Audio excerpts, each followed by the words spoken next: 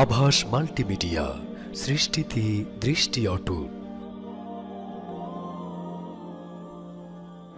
ونشهد أن لا إله إلا الله وحده لا شريك له ونشهد أن محمدا عبده ورسوله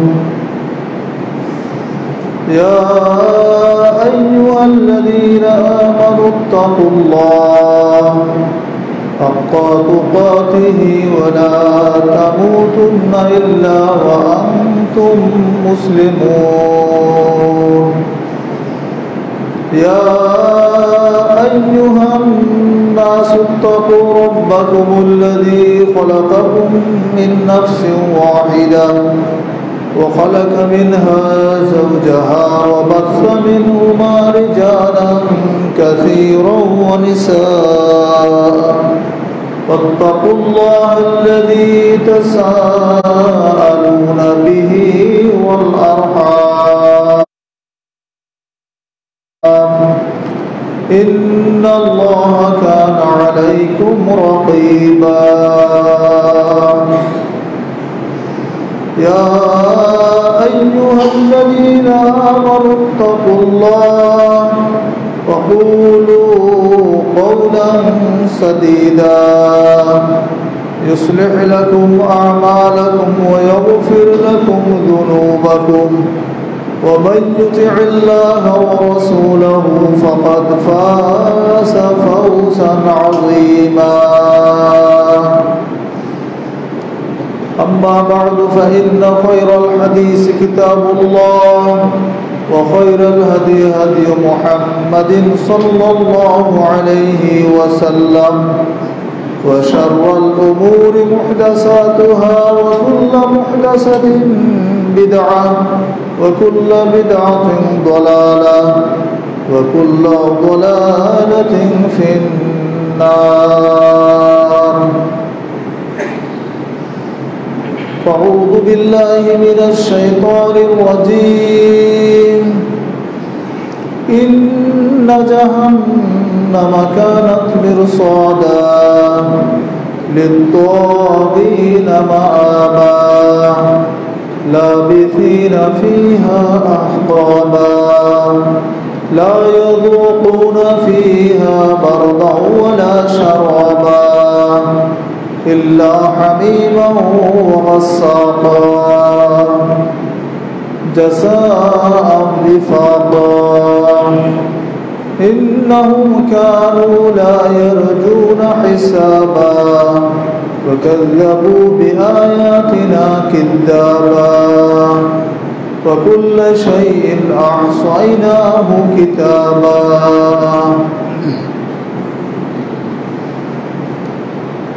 عن عبد الله بن مسعود رضي الله عنه قال قال رسول الله صلى الله عليه وسلم بدأ الإسلام غريبا وسيعود كما بدأ وطوبى للغرباء. قيل يا رسول الله من الغرباء؟ قال الذين يصلحون ما أفسد الناس. رواه أحمد. যাবতীয় হামদ সানা বিশ্বজাহানের মালিক বিশ্ব স্রষ্টা আল্লাহ রাব্বুল আলামিনের জন্য এবং যাবতীয় দরুদ ও সালাম বর্ষিত হোক বিশ্ব মানবতার মুক্তির দূত বিশ্ব নবী আখির নবী সৈয়দুল মুরসালিন নবী মুহাম্মদুর রাসূলুল্লাহ সাল্লাল্লাহু আলাইহি ওয়াসাল্লামের উপর। আমরা প্রত্যেকে জাহান্নাম থেকে মুক্তি পেতে চাই, কেউ জাহান্নামে যেতে চাই না। এই প্রশ্ন যদি করা হয় কাউকে যে কেউ কি জাহান্নামে যাবেন, সবাই একবারকে হাত উঠাবেন যে না, আমরা কেউ জাহান্নামে যাব না। আবার যদি প্রশ্ন করা হয় যে জাহান্নামে যাওয়ার পরে জান্নাতে যাবেন, 100-200 বছর 1000-2000 বছর জাহান্নামের আগুনে জ্বলার পোড়ার পরে জান্নাতে দেওয়া হবে, আপনি কি তাতে রাজি আছেন? তবুও কিন্তু সবাই হাত দিয়ে বলবেন যে না, আমরা কেউ জাহান্নামে যেতেই চাই না, আমরা শুরুতে জান্নাতে যেতে চাই, আমরা শুরুতে জান্নাতে যেতে চাই। এটা হচ্ছে আমাদের সকলেরই চাওয়া। জান্নাতে আসলে কারা যাবে? আজকে খুতবা আমরা অসংখ্য দল ও মত ফিরকার কথা আপনারা জানেন। অসংখ্য ফিরকার মধ্যে জান্নাতি ফিরকা কোনটি হবে, মুক্তিপ্রাপ্ত দল কোনটি হবে, অর্থাৎ ফিরকা নাজিয়ার পরিচয় এবং তার বৈশিষ্ট্য, এটি হচ্ছে আজকে খুতবার আলোচ্য বিষয়।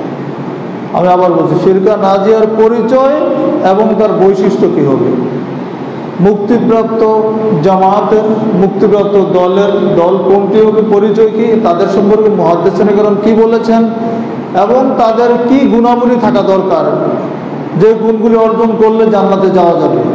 খুতবার এই সংক্ষিপ্ত সময়ের মধ্যে আমরা চেষ্টা করব সংক্ষেপে কথাগুলো তুলে ধরার জন্য। ওমা তাওফিক ইল্লা বিল্লাহ আলাইহি তাওয়াক্কালতু ওয়া ইলাইহি উনীব। আল্লাহ সুবহানাহু ওয়া তাআলা বলছেন, ইন্না জাহান্নামা কানাত মিরসাদা, নিশ্চয় জাহান্নাম উৎপেতে আছে, লিত-তাগীনা মাআবা, সীমা লঙ্ঘনকারীদের ঠিকানা হিসাবে, যারা আল্লাহর বিধান মানে না, আল্লাহর রাসূলের তরিকা মতো চলে না, অর্থাৎ সীমা লঙ্ঘন যারা করে, তাদের ঠিকানা হচ্ছে জাহান্নাম। লাবিথিনা ফিহা আহকাবা, সেখানে তারা যুগ যুগ ধরে থাকবে। লাবিথিনা ফিহা আহকাবা লা ইয়াযুকুনা ফিহা বারদাও ওয়ালা শারাবা, সেখানে তারা কোনো পানীয় বা ঠান্ডা কোনো আরাম তারা ভোগ করতে পারবে না, বা কোনো শীতলতা তারা অনুভব করবে না। ইল্লা হামিমা ওয়া গাসসাকা, সেখানে ফুটন্ত পানি এবং নিজের দেহ থেকে নিঃসৃত যে পুজ, এই পুজ ব্যতীত তারা কোনো পানি পাবে না। এইভাবে আল্লাহ সুবহানাহু ওয়া তাআলা জাহান্নামের কথা এখানে বলেছেন। সে মর্মান্তিক আযাবের স্থান জাহান্নামে আমরা কেউ যেতে চাই না, কিন্তু জাহান্নামে কিন্তু যাবে মানুষ। এমনকি মুসলমানদের মধ্য থেকেই অধিকাংশ মানুষই জাহান্নামে যাবে। একটা হাদিসের অনুবাদ শুনে আমরা মূল আলোচনায় চলে যাই। আব্দুল্লাহ ইবনে আমর রাদিয়াল্লাহু আনহু থেকে বর্ণিত হাদিস, তিনি বলছেন যে রাসূল সাল্লাল্লাহু আলাইহি সাল্লাম বলেছেন, লা ইয়াতিয়ান্না আলা উম্মতি কামা আতা আলা বনি ইসরাঈল হাদওয়ান না'ল বিন না'ল, আমার উম্মতের অবস্থা বনি ইসরাঈলের মতো হবে যেমন এক জোড়া জুতা। এক জোড়া জুতার মধ্যে যেমন মিল থাকে, এক পায়ের জুতা একরকম আর একটাকে আর এক রকম হয় না, দুইটা তো একরকম হয়, একই ব্র্যান্ডের হয়, একই কোম্পানির হয়। আল্লাহ রাসূল সাল্লাল্লাহু আলাইহি ওয়াসাল্লাম এখানে মেসাল দিতে গিয়ে, বুঝাতে গিয়ে এমন একটি উদাহরণ নিয়ে আসলেন যেটা মানুষ সহজে বুঝবে।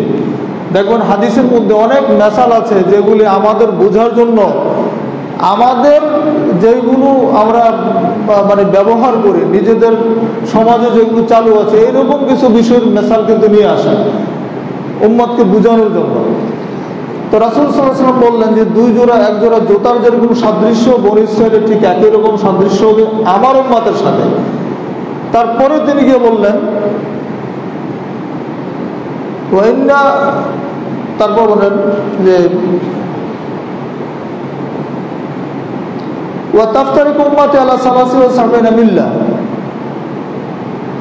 ইন্না বানি ইসরাঈল তাফাররাকাত আলা সিনতাইন ওয়া সাবঈনা মিল্লাহ ওয়া তাফতারিকু উম্মতি আলা সালাসি ওয়া সাবঈনা মিল্লাহ, নিশ্চয় বনি ইসরাঈলরা 72 দলে বিভক্ত হয়েছিল। ওয়া তাফতারিকু উম্মতি, আর আমার উম্মত বিভক্ত হবে কয় দলে, 73 দলে। সালাসি ওয়া সাবঈনা মিল্লাহ কুল্লুহুম ফিন্নার ইল্লা মিল্লাতা ওয়াহিদা, প্রত্যেকে জাহান্নামে যাবে, একটি মাত্র মিল্লাত, একটি মাত্র তরিকা বা দল, তারা জান্নাতে যাবে। সাহাবায়ে কেরাম আশ্চর্য হয়ে গেলেন, ব্যাপার কি, এত দলের মধ্যে সবাই জাহান্নামে যাবে আর একটি দল জান্নাতে যাবে, এরা কারা, এদের পরিচয় কি? মান হুম ইয়া রাসূলুল্লাহ, হে আল্লাহর রাসূল সাল্লাল্লাহু আলাইহি ওয়াসাল্লাম, যে দলটা জান্নাতে যাবে তারা কারা? রাসূল সাল্লাল্লাহু আলাইহি ওয়াসাল্লাম বললেন, মা আনা আলাইহি ওয়া আসহাবি। একটি বাক্যে উত্তর দিয়ে দিলেন, যে উত্তরের মধ্যে কিন্তু সবকিছু নিহিত আছে। মা আনা আলাইহি ওয়া আসহাবি, আমি এবং আমার সাহাবীরা যার উপরে আছি তার উপরে যারা থাকবে। আমি এবং আমার সাহাবীরা যে আদর্শের উপরে আছি, যে আমলের উপরে আছি, যে আকীদার উপরে আছি, যে মানহাজের উপরে আছি, সেই আকীদা মানহাজের উপরে যারা থাকবে, সেই আমলের উপরে যারা থাকবে, তারা জান্নাতে যাবে। এর বাইরে অন্য কেউ জান্নাতে যেতে পারবে না, সবাই জাহান্নামে যাবে। রাসূল সাল্লাল্লাহু আলাইহি ওয়াসাল্লাম বললেন যে আমার উম্মতের মধ্যে ৭৩টা দল হবে। যদিও ৭৩ শব্দ দ্বারা শুধু ৭৩ বোঝানো হয় নাই, অনেক বেশি দলের সংখ্যা হবে অগণিত। আরবি ভাষায় শব্দগুলি অধিক সংখ্যা বোঝানোর জন্য ব্যবহৃত হয়। কয়েকশো দল হতে পারে, সবাই জাহান্নামে যাবে। একটি আদর্শের অনুসারী যারা, তারা শুধুমাত্র জান্নাতে যাবে। এই হাদিস থেকে কিন্তু এটা বোঝা যাচ্ছে। এবং এই আদর্শের অনুসারী কারা, কে রাসূল সাল্লাল্লাহু আলাইহি ওয়াসাল্লাম এবং সাহাবীদের আদর্শ মেনে চলে, তাদের নাম কিন্তু আল্লাহ রাসূল এখানে কোনো নাম উল্লেখ করে যান নাই। তিনি কিন্তু কোনো তরিকার কথা বলে যান নাই, বা কোনো দলের কথা বলে যান নাই, চার মাযহাবের কোনো মাযহাবের নাম নেন নাই, আহলে হাদিস এর নামও তিনি কিন্তু নেন নাই। কিন্তু তিনি একটা মূলনীতি বলে গেলেন, এই মূলনীতির অনুযায়ী যারা চলবে তারা জান্নাতে যাবে।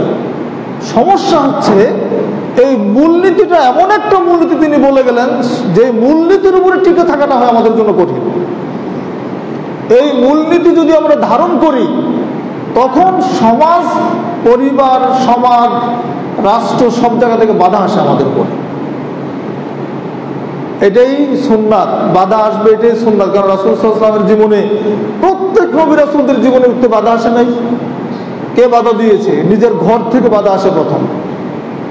সব নবীদের জীবনী ঘেটে দেখেন, নিজের ঘর থেকে কিন্তু বাধা। রাসূল সাল্লাল্লাহু আলাইহি ওয়াসাল্লাম দাওয়াত দিচ্ছেন ময়দানে গিয়ে, এলাকায় গিয়ে, মক্কার অলিতে গলিতে। তার আপন চাচা আবু লাহাব, যেই চাচা আল্লাহ রাসূলের জন্মে সবচেয়ে বেশি খুশি হয়েছিল এবং নিজে গোলাম আজাদ করে দিয়েছিল খুশির চোটে, যে আমার ভাই নেই, ভাই তো মারা গেছে আগেই, তাই না? আল্লাহ নবীর জন্মের আগে তো তার আব্বা মারা গেলেন।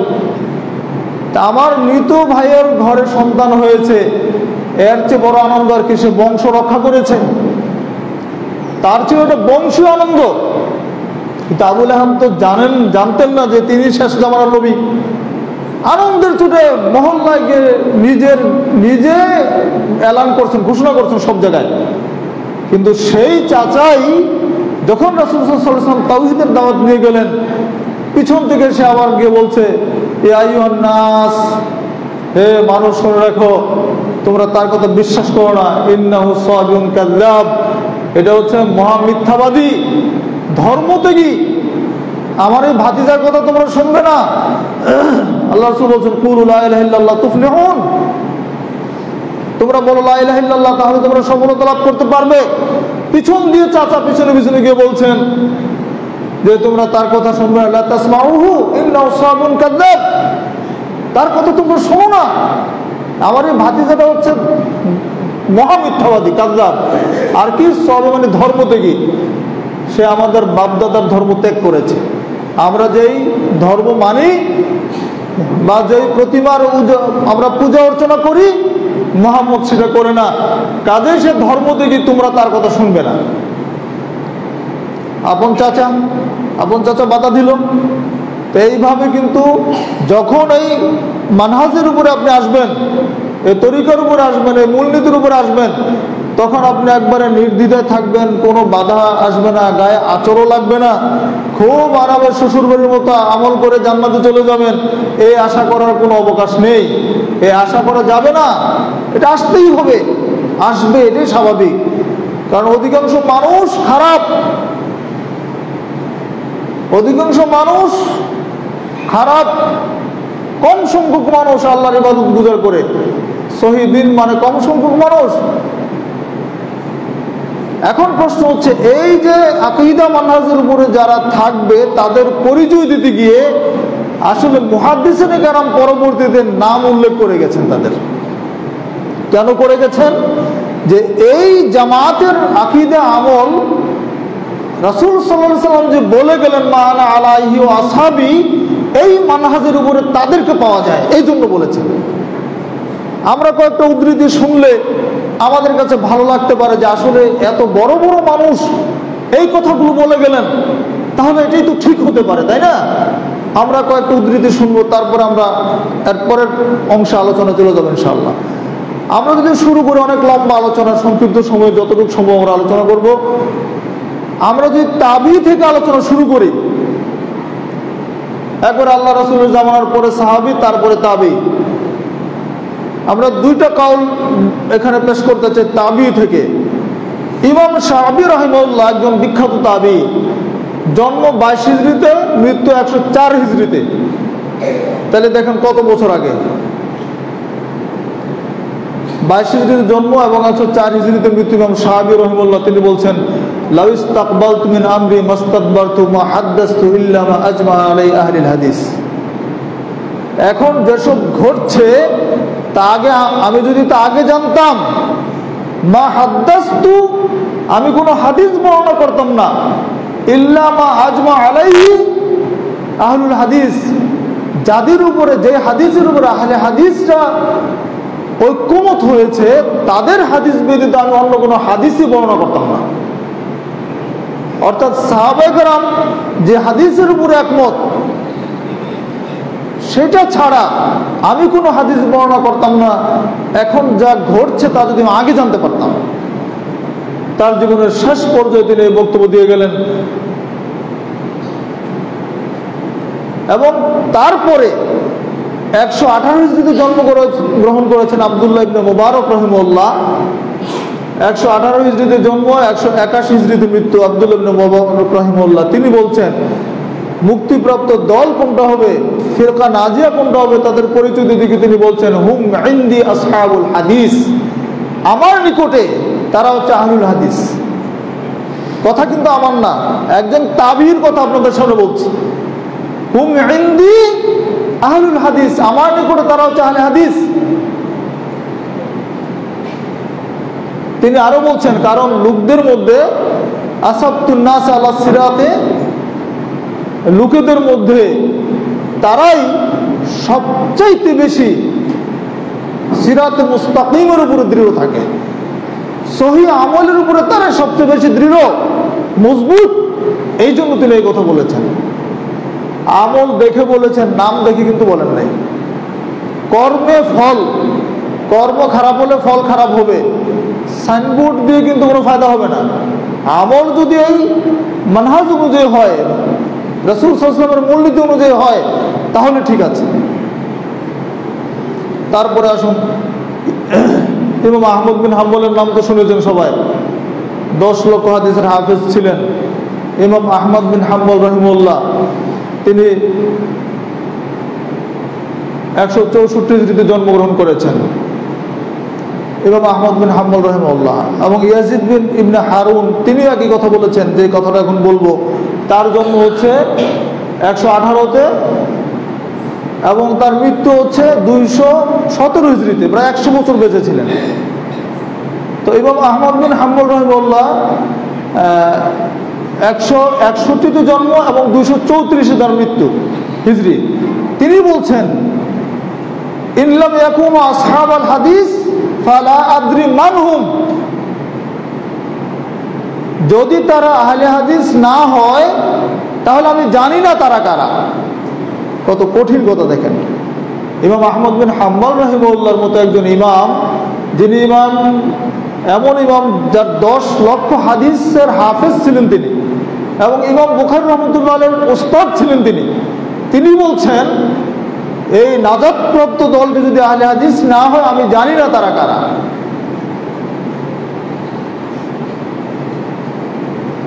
এবং আহমদ রাহিমাহুল্লাহ আরো বলছেন, লাইসা কাউমুন ইনদি খায়রাম মিন আহলিল হাদিস লা ইয়ারিফুনা ইল্লাল হাদিস, আমার নিকটে আহলে হাদিসদের চাইতে উত্তম কোনো দল নেই, কারণ লা ইয়ারিফুনা ইল্লাল হাদিস, তারা হাদিস ব্যতীত অন্য কিছু বুঝে না। কথায় কথায় হাদিস, আমল করতে গেলে হাদিস, যেটাই করো আগে দলিল দাও, তোমার আমলের পিছনে দলিল আছে কিনা। এদেশের দলিল চাওয়া, দলিল সম্পর্কে প্রশ্ন করা আহলে হাদিসরাই শিখিয়েছে। আপনি স্বীকার করেন আর না করেন, এদেশের মানুষ কোনোদিন দলিল খুঁজতো না, দলিল কি জিনিস। মৌলভী সাহেব যা বলেছেন, ইমাম সাহেব যা বলেছেন সেটাই ঠিক, সেটাই ফাইনাল, সেটাই মানুষ হজম করে বাড়ি চলে গেছে। কিন্তু এখন মানুষ জিজ্ঞেস করে, আপনি যে ফতোয়াটা দিলেন, আপনি যে কথা বললেন, তার পেছনে দলিল কি, কোন হাদিস থেকে বলেছেন। আবারও প্রশ্ন করে, দলিলটা ঠিক না বেঠিক, সহিহ না জয়ীফ, বলে না? তাহলে মানুষ আগের চেয়ে অনেক সচেতন হয়েছে, তাই না? মানুষ অনেক সচেতন হয়েছে মাশাআল্লাহ। মানুষ এখন হুজুরের কাছ থেকে বক্তৃতা শুনতে গেলেও খুব মজবুত ভাবে শুনে, এই জন্য যারা বক্তব্য দেন তারাও কিন্তু সজাগ হয়ে গেছে। আগে কিস্সা কাহিনীতে বক্তৃতা হতো, এখন আর কিস্সা কাহিনী এখনো বলে, যারা বলে তারা বলে। মাশাআল্লাহ অনেক চেঞ্জ, অনেক পরিবর্তন হয়েছে। এখন মানুষ, আলেমরাও কিছুটা পরিবর্তন সংশোধন হয়েছে, তারাও কিছু দলিল ভিত্তিক কথা বলার চেষ্টা করেন। এবং এখানে সফলতা কিন্তু শ্রোতাদের, আপনাদের কারণে আলেমরা মজবুত। এই জন্য আল্লাহ সুবহানাহু ওয়া তাআলা কোরআনের মধ্যে শিখিয়ে দিয়েছেন, ফাসআলু আহলা যিকরি ইন কুনতুম লা তা'লামুন বিল বাইয়িনাতি ওয়াজ জুবুর। তোমরা জেনে নাও, যারা জানে তাদের কাছ থেকে, আহলে জিকির যারা, যারা আলেম যারা, তাদের কাছ থেকে জিজ্ঞেস করে জেনে নাও। কিভাবে জানবে? বিল বাইয়িনাতি ওয়াজ জুবুর, দলিল প্রমাণ সহকারে জানবে। দলিল সহ তাদের কাছে জানতে হবে, দলিল সহ জিজ্ঞেস করতে হবে। এই কথা আল্লাহ সুবহানাহু ওয়া তাআলা আমাদেরকে শিখিয়ে দিয়েছেন। ইমাম শাফিঈ রাহিমাহুল্লাহ, তারপরে আসেন ইমাম শাফিঈ রাহিমাহুল্লাহ বলছেন 150 হিজরিতে জন্ম, 204 হিজরিতে তার মৃত্যু। ইমাম শাফিঈ রাহিমাহুল্লাহর নাম তো সকলে জানেন। তিনি বলছেন, ইদা রাআইতু রাজুলান মিন আসহাবিল হাদিস ফাকাআন্নী রাআইতু নবিয়্য সাল্লাল্লাহু আলাইহি সাল্লাম হাইয়া। কত কঠিন কথা। ইদা রাআইতু রাজুলান মিন আহলিল আসহাবিল হাদিস, আমি যখন কোন আহলে হাদিসকে দেখি, ফাকাআন্নী, আমি যেন রাআইতু নবিয়্য সাল্লাল্লাহু আলাইহি ওয়াসাল্লাম হাইয়ান, আমি যেন স্বয়ং নবী মুহাম্মদুর রাসূলুল্লাহ সাল্লাল্লাহু আলাইহি ওয়াসাল্লামকে জীবন্ত দেখতে পাচ্ছি। সুবহানাল্লাহ ওয়া বিহামদিহি। কেন এই কথা বলেছেন? তিনি কিন্তু বলেন না আমি নবী মুহাম্মদ সাল্লাল্লাহু আলাইহি ওয়াসাল্লামকে দেখতে পাচ্ছি, এটা কিন্তু বলেন নাই। অর্থাৎ আল্লাহর রাসূলের আমল, আল্লাহর রাসূলের জিন্দেগি, আল্লাহ রাসূলের কর্ম একজন আহলে হাদিসের মধ্যে পাওয়া যায়। এই জন্যই ইমাম শাফিঈ রাহমাতুল্লাহ আলাইহি আজকে 1300 বছর আগে, 1350 বছর আগে এই কথা বলে গেছেন যে আমি যখন কোনো সত্যিকার অর্থে কোনো আহলে হাদিসকে দেখি, আমি যেন স্বয়ং রাসূল সাল্লাল্লাহু আলাইহি সাল্লামকে জীবন্ত দেখতে পাই। অর্থাৎ রাসূলের আমল একজন আহলে হাদিসের মধ্যে খুঁজে পাওয়া যায়। শুধু তাই নয়, ইমাম আবু হানিফা রাহমাতুল্লাহ আলাইহির ছাত্র, প্রধান ছাত্র আবু ইউসুফ 113 হিজরিতে জন্মগ্রহণ করেছেন, 182 হিজরিতে মৃত্যুবরণ করেছেন। তিনি তার দরবারের সামনে একদল আহলে হাদিসকে দেখে উচ্ছ্বসিত হয়ে বলেছিলেন, মা আলাল আরদি খায়রুম মিনকুম, এই শোনো, তোমরা এই জমিনের উপরে তোমাদের চাইতে শ্রেষ্ঠ আর কেউ নেই। সুবহানাল্লাহ। এবং আবু হানিফা রাহমাতুল্লাহ আলাইহির প্রধান ছাত্র দুইজন ছিলেন, একজনের নাম হচ্ছে আবু ইউসুফ, আর একজনের নাম হচ্ছে মুহাম্মদ। এই দুইজন ছাত্র এবং আবু হানিফার সারা জীবনে যত মাসালা দিয়েছিলেন, ফতোয়া দিয়েছিলেন, তার 2/3 বিরোধিতা করেছেন। কারণ ইমাম আবু হানিফা রাহমাতুল্লাহ আলাইহি, তার কোনো দোষ ছিল না, তিনি ঠিকই বলেছেন। কারণ তখন তো হাদিস সংকলিত হয় নাই। তিনি অধিকাংশ ক্ষেত্রে রায়কে অগ্রাধিকার দিয়েছেন, নিজের চিন্তা থেকে ফতোয়া দিয়েছেন। কিন্তু তিনি বলে গেছেন, ইদা সাহাল হাদিসু ফাহুয়া মাযহাবি, দেখো যেটা সহিহ হাদিস সেটা হচ্ছে আমার মাযহাব। ইমাম আবু হানিফা রাহমাতুল্লাহ আলাইহি বললেন, যেটা সহিহ হাদিস সেটাই হচ্ছে আমার মাযহাব। তাহলে আজকের দিনে যদি আমরা সহিহ হাদিস মানি, তাহলে নিজেদেরকে হানাফি দাবি করতে পারবো। যদি সহিহ হাদিস না মানি, তাহলে আমরা ইমাম আবু হানিফাকে অস্বীকার করলাম, তার কথাও কিন্তু আমরা মানলাম না।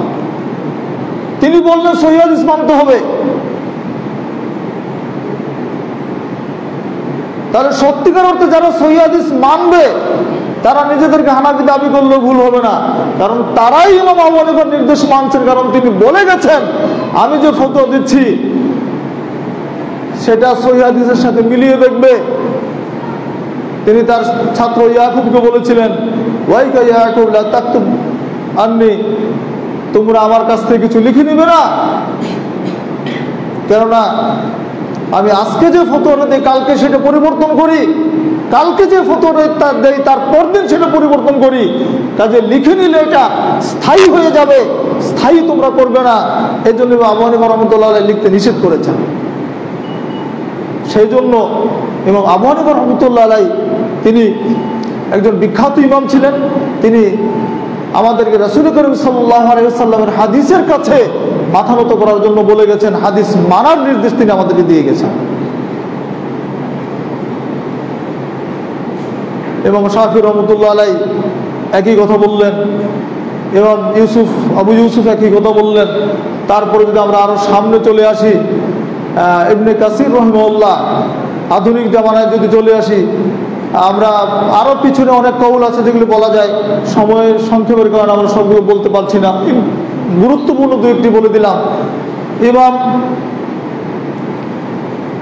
ইবনে কাসিরের স্বনামধন্য রচয়িতা তাফসির ইবনে কাসির, ইমাম ইবনে কাসির রহিমাহুল্লাহ, ইমাম মুহাম্মদ ইবনে কাসির রহিমাহুল্লাহ, তিনি বলছেন আল্লাহ সুবহানাহু ওয়া তাআলা কোরআন মাজিদের যে আয়াত, সূরা ইসরার ৭১ নম্বর আয়াত, যেদিন আল্লাহ প্রত্যেক উম্মতকে তাদের নেতা সহ ডাকবেন, ইয়াউমা ইয়াদুকুল্লু উনাসিন বিইমামিহিম, সেদিন আল্লাহ ডাকবেন প্রত্যেককে তোমাদের নেতা সহ, প্রত্যেকের নেতা সহ ডাকবেন। তো এই আয়াতের ব্যাখ্যা করতে গিয়ে, এই আয়াতের তাফসীর লিখতে গিয়ে তিনি একজন মনীষীর উদ্ধৃতি পেশ করেছেন। পরে তিনি বলছেন, হাদা আকবারু শারাফান লি আসহাবিল হাদিস ফাইন্না ইমামাহুন নবী সাল্লাল্লাহু আলাইহি ওয়াসাল্লাম। তিনি বলছেন এটাই হচ্ছে আহলে হাদিসদের সবচেয়ে বড় মর্যাদা, কারণ তাদের ইমাম হচ্ছেন স্বয়ং নবী মুহাম্মদুর রাসূলুল্লাহ সাল্লাল্লাহু আলাইহি ওয়াসাল্লাম। এটাই হচ্ছে সবচেয়ে বড় মর্যাদা আহলে হাদিসদের, কারণ তাদের ইমাম হচ্ছেন কে? স্বয়ং নবী মুহাম্মদুর রাসূলুল্লাহ সাল্লাল্লাহু আলাইহি ওয়াসাল্লাম। এবং ইমাম বুখারীর উস্তাদ আলী ইবনে মাদিনী রাহিমাহুল্লাহ, তিনি বলে গেছেন, আলী ইবনে মাদিনী রাহিমাহুল্লাহ 161 হিজরিতে জন্ম তার, সেই আমলের লোক, তিনি বলছেন হুম আহলুল হাদিস আল্লাযীনা ইয়াতাআহাদুনা মাযাহিবার রাসূল ওয়ালাউ লাহুম লাম ইয়াজিদ আনিল মুতাযিলাতি ওয়ার রাফিজাতি ওয়াল জাহমিয়্যাতি ওয়া আহলিল ইরজাই শাইয়্যান মিনাস সুনান ফাকাদ জারা রাব্বুল আলামিন আত-তাওয়াইফাতাল মানসুরা হুরাসাদ-দ্বীন। নাজি ফিরকার পরিচয় দিতে গিয়ে আলী ইবনে মাদিনী রাহমাতুল্লাহ আলাইহি বলছেন হুম আহলুল হাদিস, তাদের পরিচয় হচ্ছে আহলে হাদিস। আল্লাযীনা ইয়াতাআহাদুনা মাযাহিবার রাসূল ওয়া ইয়াদুব্বুনা আনিল ইলম, কারণ তারা আল্লাযীনা ইয়াতাআহাদুনা মাযাহিবার রাসূল, কারণ তারা আল্লাহর নবীর মাযহাবকে, তার আমলকে তারা বাঁচিয়ে রাখে এবং তাদের ইলম কোরআন এবং হাদিসের পক্ষে প্রতিরোধ করে তোলে। ওয়ালাউ লাহুম, তিনি বলছেন যদি তারা না হতো, লাম নাজিদানিল মুতাযিলাতি ওয়ার রাফিজাতি ওয়াল জাহমিয়্যাতি ওয়া আহলিল ইরজাই শাইয়্যান মিনাস সুনান, এই আহলে হাদিস জামাত যদি পৃথিবীতে না থাকতো, তাহলে আমরা রাফিজি, মুরজিয়া, মুতাযিলা, অন্যান্য কয়েকটা ফেরকার নাম উল্লেখ করে তিনি বলছেন তাদের কাছ থেকে আমরা সুন্নাতের কিছুই আশা করতে পারতাম না, সুন্নাতের কিছুই আমরা পেতাম না। ইমাম বুখারীর উস্তাদ আলী ইবনে মাদিনী এই কথা বললেন। একই কথা কিন্তু বলেছেন ইমাম আবু দাউদ রাহিমাহুল্লাহ, যিনি 202 হিজরিতে জন্মগ্রহণ করেছেন। ইমাম আবু দাউদ রাহিমাহুল্লাহ তিনি বলছেন লাউলা হাদিল ইসাবা লান দারাসাল ইসলাম, যদি এই জামাত পৃথিবীতে না হতো তাহলে ইসলাম পৃথিবী থেকে ধ্বংস হয়ে যেত। তাহলে এই যে এতগুলো বক্তব্য আমরা শুনলাম, প্রত্যেকের কিন্তু কথা একটাই, হক জামাত বলতে গিয়ে তারা আহলুল হাদিসকে বুঝিয়েছেন। আমরা যদি আরেকটু সামনে আসি, বড় পীর বলে খ্যাত আব্দুল কাদের জিলানী রহমতুল্লাহ আলাইহি, আব্দুল কাদের জিলানী রহমতুল্লাহ, তার নাম তো আমরা সকলে জানি, যিনি মায়ের পেট থেকে 18 পারা কোরআন মুখস্থ করে এসেছিলেন, ঠিক না? মায়ের পেট থেকে পেটে থাকতে 18 পারা কোরআন হিফজ করে এসেছিলেন না? এটা তো জানা, আমাদের সকলেই জানে। এখন প্রশ্ন হচ্ছে 18 পারা কোরআন তিনি মায়ের পেটে থাকতে মুখস্থ করলেন, 12 পারা করলেন না কেন? বাকি 12 পারার কি দোষ ছিল? সময় কুলায় নাই? আল্লাহ সুবহানাহু ওয়া তাআলা যদি তাকে হিকমত দিতেন তাহলে তো 30 পারা কোরআনই মুখস্থ করে আসতে পারতেন। উদ্ভট কিচ্ছা কাহিনী সমাজে চালু আছে, কোরআন হিফজ করতে হবে দুনিয়াতে আসার পরে মায়ের পেটে থাকতে কোরআন হিফজ হয়ে যায়, সমস্ত কিচ্ছা কাহিনী তিনি তার জীবনীতে বলেন না, তার অনুসারীরা এই ভ্রান্ত কথাগুলো সমাজে চালু করেছে। আব্দুল কাদের জিলানী রাহমাতুল্লাহ আলাইহি বলছেন ওয়া আম্মাল ফিরকাতুন নাজিয়া ওয়া হুয়া আহলুস সুন্নাতি ওয়াল জামাআহ وقال واهل السنه والجماعه لا اسم لهم الا اسم واحد وهو اصحاب الحديث। তিনি বলছেন ফিরকায়ে নাজিয়া হচ্ছে আহলে সুন্নাত ওয়াল জামাত। এরপরে তিনি বলছেন ওয়া আহলুস সুন্নাত ওয়াল জামাতি লা ইসমা লাহুম ইল্লা ইসমুন ওয়াহিদ, আহলে সুন্নাত ওয়াল জামাতের একটি ব্যতীত দ্বিতীয় কোনো নাম নেই, ওয়া হুয়া আসহাবুল হাদিস, সেটা হচ্ছে আহলুল হাদিস। আহলে সুন্নাত ওয়াল জামাতের নাম আমরা সকলে জানি, জানি না? আমাদের দেশে তো সুন্নি আছে। আহলে সুন্নাত ওয়াল জামাতের দাবি আমরা সবাই করি যে আমরা আহলে সুন্নাত ওয়াল জামাতের অনুসারী, আমরা সুন্নি, এই দাবি কিন্তু আমরা সকলে করি। কিন্তু আব্দুল কাদের জিলানী রাহমাতুল্লাহ আলাইহি বললেন আহলে সুন্নাত ওয়াল জামাতের একটাই নাম ঠিক, সেটা হচ্ছে আহলে হাদিস। আসলে সমস্যা কি জানেন? আমরা আহলে সুন্নাত ওয়াল জামাতের অর্থই জানি না। আহলুস সুন্নাহ অর্থ কি আর আমাদের কর্ম কি? আহলুস সুন্নাহ ওয়াল জামাআহ, আহল শব্দের অর্থ হচ্ছে অনুসারী, সুন্নাহ শব্দের অর্থ হচ্ছে সুন্নাত, রীতি, অর্থাৎ কোরআন এবং হাদিস। কারণ কোরআনকেও আল্লাহ সুবহানাহু ওয়া তাআলা হাদিস বলেছেন, আল্লাহর রাসূল সাল্লাল্লাহু আলাইহি ওয়াসাল্লাম হাদিস বলেছেন। এজন্য আহলে হাদিস বললে কোরআন এবং হাদিস দুটিরই অনুসারী বুঝায়। আল্লাহু নাযালা আহসানাল হাদিস, আল্লাহ বলেন না যে আল্লাহ উত্তম হাদিস নাজিল করেছেন? তো আল্লাহ কি নাজিল করেছেন? কোরআন করেন নাই? তো কোরআন মানে যেহেতু কোরআনকে আল্লাহ হাদিস বললেন না এখানে, আবার হাদিসে বলি না ওরা ফাইন্না খায়রাল হাদিস কিতাবুল্লাহ, অতএব সর্বোত্তম হাদিস হচ্ছে আল্লাহর কিতাব। আল্লাহ রাসূলও কোরআনকে হাদিস বললেন, আল্লাহ হাদিস বললেন। কাজে কোরআন আহলে হাদিস বললে কোরআন এবং হাদিস দুইটারই কিন্তু অনুসরণ বুঝায়। অনেকে বলেন যারা তো আহলে হাদিস এরা কোরআন মানে না, এরা আহলে হাদিস, এরা শুধু হাদিস মানে কোরআন মানে না। আবার আরেকটা দল আমাদের সমাজে আছে, এরা আহলে কোরআন, এরা হাদিস মানে না। এরা বলে যে শুধু কোরআন মানলে চলবে। হাদিসের মধ্যে যেহেতু এত ভেজাল ঢুকেছে, হাদিসের মধ্যে যেহেতু জাল হাদিস আছে, জয়ীফ হাদিস আছে, কাজে হাদিস মানা যাবে না, শুধু কোরআন মানতে হবে। আচ্ছা, শুধু কোরআন মানে কি মানুষ ইসলাম ফলো করতে পারবে? শুধু কোরআন যদি মানেন, হাদিসকে যদি অস্বীকার করেন, শুধু কোরআন দিয়ে আপনি আমার 5 ওয়াক্ত 1 ওয়াক্ত সালাতে আপনি ঠিক করতে পারবেন না। শুধু কোরআন দিয়ে আপনার পক্ষে সম্ভব না 1 ওয়াক্ত 1 রাকাত সালাত আপনি ঠিক করতে পারেন। কোরআন বলেছে সালাত কায়েম করতে হবে, কিভাবে করবেন? কোথায় কোন দোয়াটা পড়বেন? কিভাবে রুকু সিজদা করবেন? জিবরিল আমিন আল্লাহর কাছ থেকে আসলেন, আল্লাহর নবীর নিকটে এসে 2 দিন সালাত আদায় করালেন। নবীকে করেন নাই? 2 দিন ইমামতি করেন নাই? আল্লাহর নবী মুক্তাদি আর জিবরিল আমিন ইমাম। জিবরিল আমিন ইমামতি করছেন, আল্লাহর নবী মুক্তাদির পিছনে সালাত আদায় করলেন। 2 দিন 5 ওয়াক্ত সালাত শিখালেন আল্লাহর নবীকে। কোরআন মাজিদের কোথায় আছে বের করে দেখান, দেখাতে পারবেন? তাহলে শুধু আহলে কোরআন হয়ে থাকলে চলবে? চলবে না। কোরআনের মধ্যে হাদিস নেই, কিন্তু হাদিস বললে কোরআন হাদিস দুটাকে বুঝায়। কোরআন শব্দ মানে হাদিস শব্দের অর্থ হচ্ছে বাণী, শাব্দিক অর্থ যেটা, লফজি অর্থ যেটা, এটার নাম হচ্ছে বাণী। আর এই বাণীটা হচ্ছে আল্লাহরও বাণী এবং তার রাসূলেরও বাণী। এই জন্য আহলুল হাদিস বলে দুটিকে বুঝায়, কোরআন এবং হাদিসের অনুসারীকে আহলুল হাদিস বুঝায়। আব্দুল কাদের জিলানী রাহমাতুল্লাহ আলাইহি বললেন আহলে সুন্নাত ওয়াল জামাতের পরিচয় হচ্ছে আহলে হাদিস। আব্দুল কাদের জিলানীর কথা বলছে, আমার কথা নয়। আহলে সুন্নাত ওয়াল জামাত যারা, তারা জান্নাতে যাবে, কথা ঠিক, কিন্তু তাদের নাম বলতে গিয়ে তিনি আহলে হাদিস বললেন। কারণ আমাদের সমাজে, আমাদের দেশে যে আহলে সুন্নাত ওয়াল জামাত আছে, তারা সত্যিকার অর্থে সুন্নাতের থেকে বহু দূরে অবস্থান করে। আহলুস সুন্নাহ ওয়াল জামাত অর্থ হবে যিনি সুন্নাতের অনুসারী এবং সাহাবীদের জামাতের অনুসারী, তারা, তাদের নাম হচ্ছে আহলুস সুন্নাহ ওয়াল জামাত।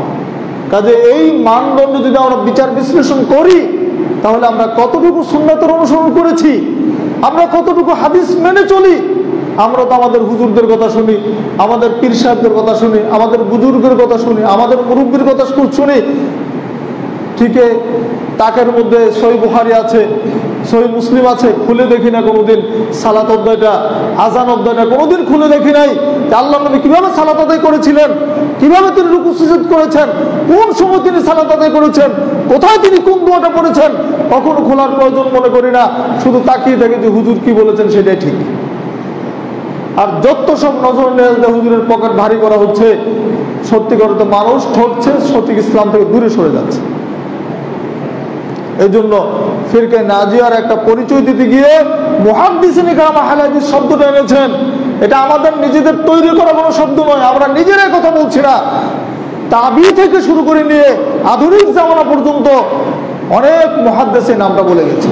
এখন প্রশ্ন হচ্ছে, আপনি নাম দিলেন আহলে হাদিস কিন্তু কাম করলেন না, তাহলে কি জান্নাতে যেতে পারবেন? পারবেন না। নাম আহলে হাদিস, কামটা আহলে হাদিসের মতো হতে হবে। পবিত্র কোরআন এবং সহিহ হাদিসের যথাযথ অনুসরণ করতে হবে। যদি করতে পারেন নিজের সার্বিক জীবনে, শুধুমাত্র ব্যক্তি জীবনে নয়, শুধু আপনি একা একা জান্নাতে যাবেন মসজিদে সেটা নয়, আপনার আহাল পরিবারকেও সহিহ হাদিস মানতে বাধ্য করতে হবে।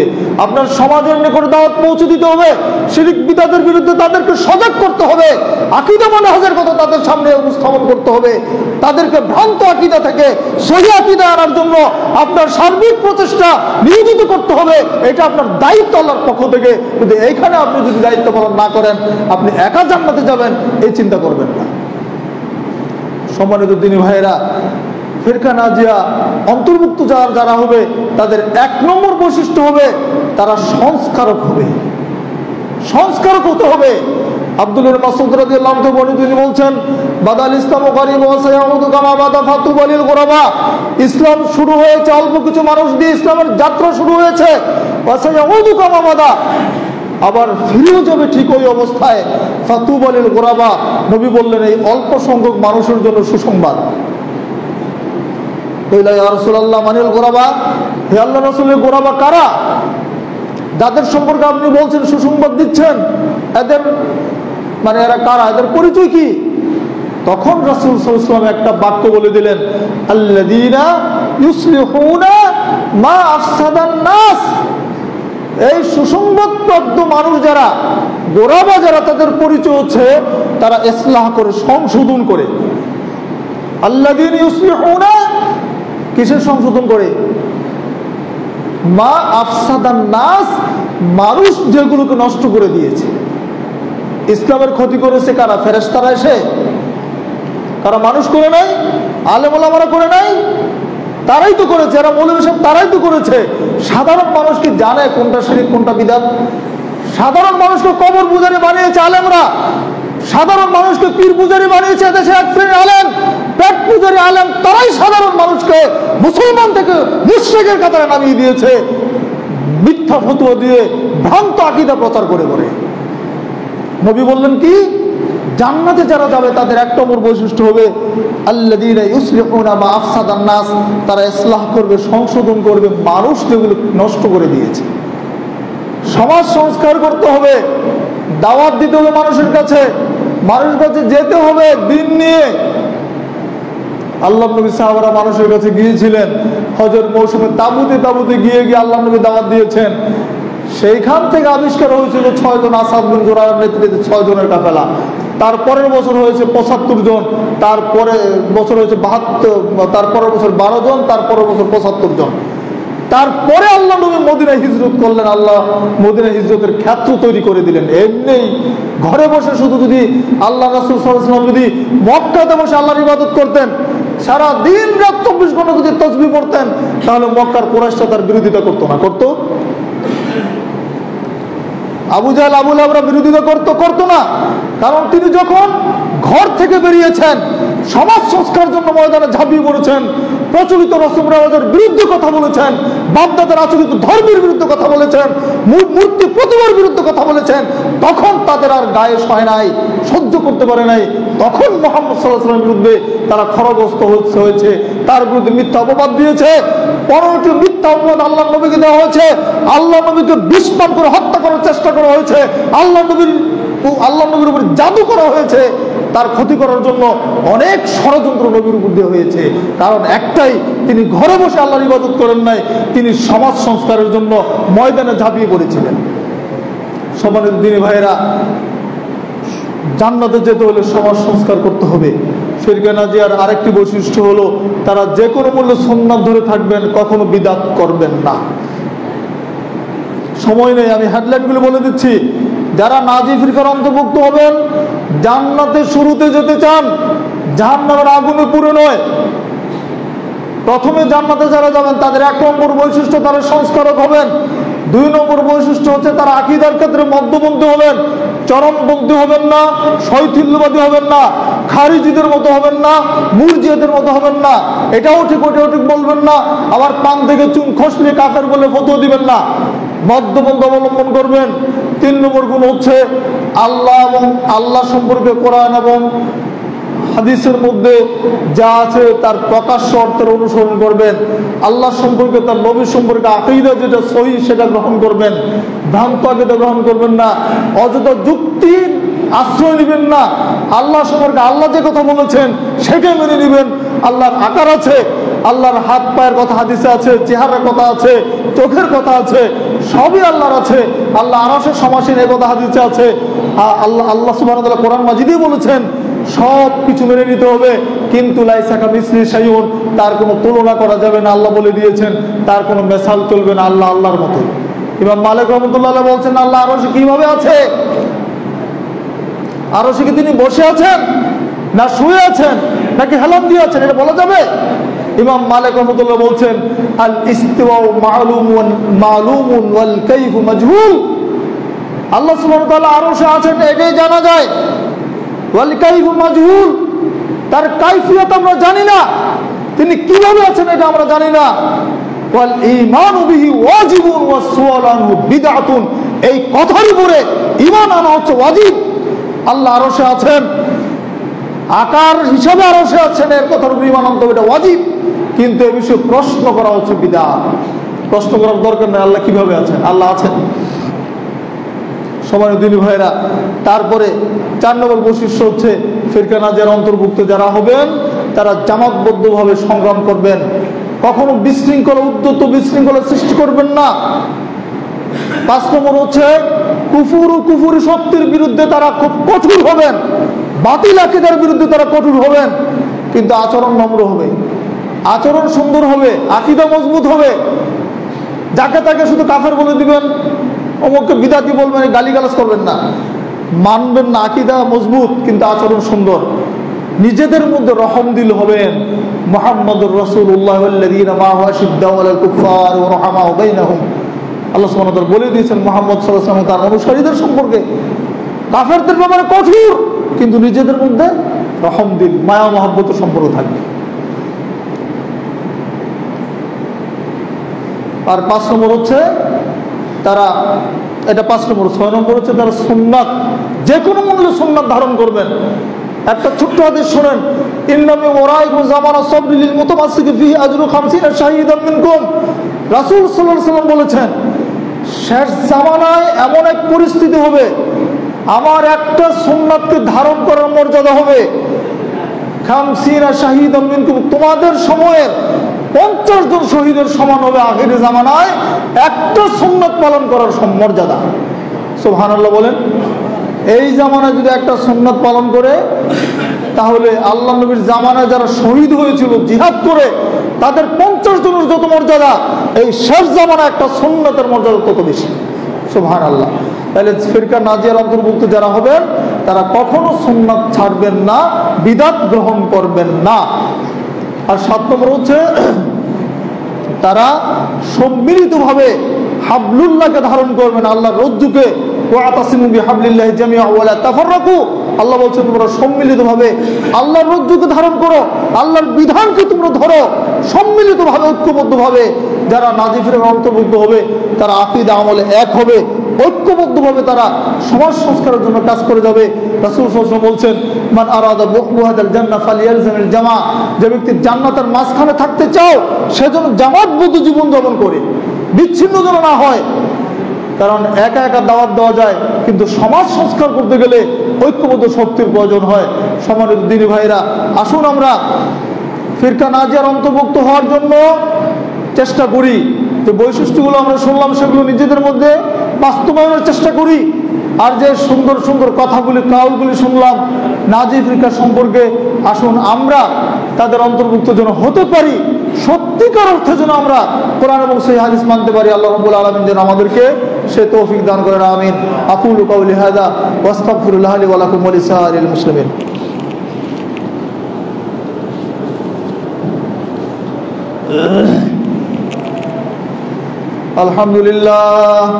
الحمد لله نحمده ونستعينه ونستغفره ونؤمن به ونتوكل عليه ونعوذ بالله من شرور أنفسنا ومن سيئات أعمالنا من يهده الله فلا مضل له ومن يضلل فلا هادي له ونشهد أن لا إله إلا الله وحده لا شريك له ونشهد أن محمدا عبده ورسوله أما بعد فإن خير الحديث كتاب الله وخير الهدي هدي محمد صلى الله عليه وسلم وشر الأمور محدثاتها وكل محدثة بدعة وكل بدعة ضلالة وكل ضلالة في النار إن الله وملائكته يصلون على النبي يا أيها الذين آمنوا صلوا عليه وسلموا تسليما اللهم صل على محمد وعلى آل محمد